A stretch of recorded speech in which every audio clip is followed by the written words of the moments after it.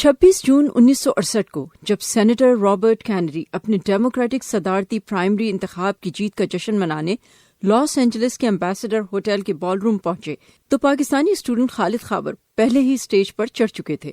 خالد امتحانات ختم ہونے کے بعد پاکستان کے ایک اخبار کے لیے بطور فری لانسر فوٹوگرافی کر رہے تھے۔ ان کے وہم و گمان میں بھی نہیں تھا کہ ان کا اس اسٹیج پر رابرٹ کینیڈی کے قریب کھڑا ہونا ان کی زندگی بدل دے گا۔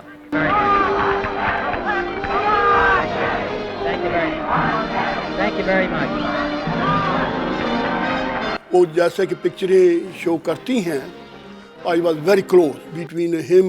There was only one person جو کہ کیلیفورنیا کا اسپیکر تھا اس وقت کا۔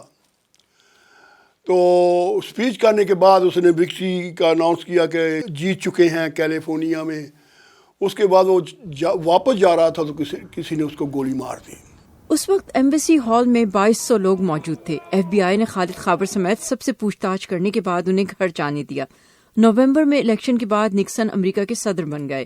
اس وقت تک اپنی انجینئرنگ کی تعلیم مکمل کر چکنے والے خالد ایف بی آئی کو اپنا پاکستان کا پتہ دے کر پاکستان لوٹ گئے۔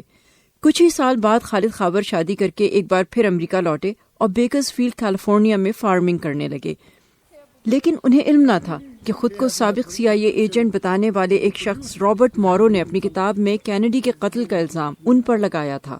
حالانکہ کینیڈی کا قاتل فوراً ہی پکڑا گیا تھا۔ اس کے پستول میں صرف 8 گولیاں تھیں جبکہ دیواروں پر 9 گولیوں کے نشان تھے، اور خالد خاور سٹیج پر کینیڈی کے قریب بھی تھے۔ مورو کا لکھنا یہ تھا کہ گولی خالد خاور کے کیمرے سے نکلی تھی، وہ مافیا کے ممبر ہیں اور انہوں نے ایران کے شاہ کی ایما پر سینیٹر بابی کینیڈی کو قتل کیا۔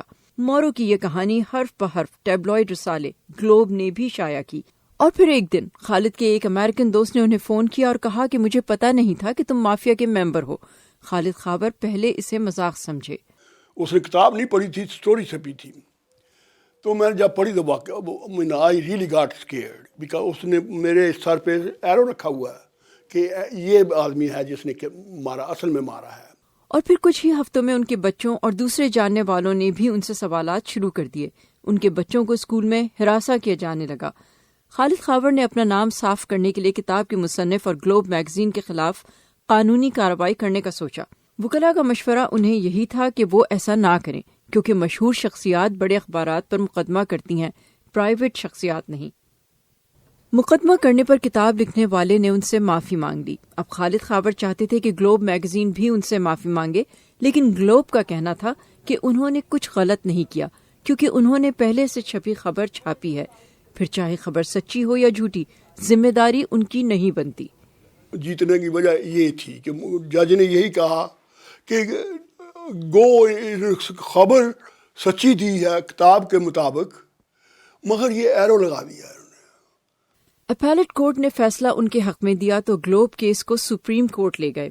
مقدمے کی کوریج میں یورپ اور امریکہ کا تمام ہی میڈیا گلوب کی سائٹ پر تھا، کیونکہ یہ کیس میڈیا کوریج کے اب تک کے طریقے کو بدل سکتا تھا جو صحافی برادری کے لیے تشویش کا باعث تھا، لیکن سپریم کورٹ نے اپیلٹ کورٹ کے فیصلے کو برقرار رکھا۔ خاور ورسز گلوب کیس امریکی قانون میں اس لیے بھی اہم ہے کیونکہ یہ پہلا ایسا کیس تھا جس میں ایک پرائیویٹ شخص کے خلاف سپریم کورٹ نے نیوٹرل رپورٹنگ یا نیوٹرل رپورٹاج کے ڈیفنس کو رد کرتے ہوئے یہ فیصلہ دیا کہ چھپی ہوئی جھوٹی خبر کو آگے چھاپنے والا بھی اتنا ہی مجرم ہے جتنا کہ جھوٹی خبر بنانے والا۔ 1999 میں جوری نے گلوب پر $12 لاکھ کا ہرجانہ عائد کیا۔ خالد خاور کہتے ہیں ان کے لیے یہ بہت بڑی بات تھی۔ ٹیک اوے یہی ہے کہ یہاں پہ انصاف ہوتا ہے ہر ایک کے ساتھ، تو وہ یہ نہیں دیکھتے کہ کوئی مسلمان ہے یا ہندو ہے یا کوئی کرسچین ہے، جو بھی قانون کہتا ہے اس کے حساب سے فیصلہ کرتے ہیں۔ خالد کہتے ہیں کہ اس مقدمے کا فائدہ یہ ہوا کہ ان کے 2 بیٹے وکیل بن گئے، اور ہرجانے کی رقم سے نہ صرف انہوں نے اپنے بچوں کی کالج کی فیس ادا کی بلکہ انہوں نے پاکستان میں 100 بچوں کو پروفیشنل تعلیم بھی دلائی، اور باقی پیسے اب ان کی ریٹائرمنٹ کے دنوں میں کام آ رہے ہیں۔ Saba Shah Khan, Voice of America, Bakersfield, California.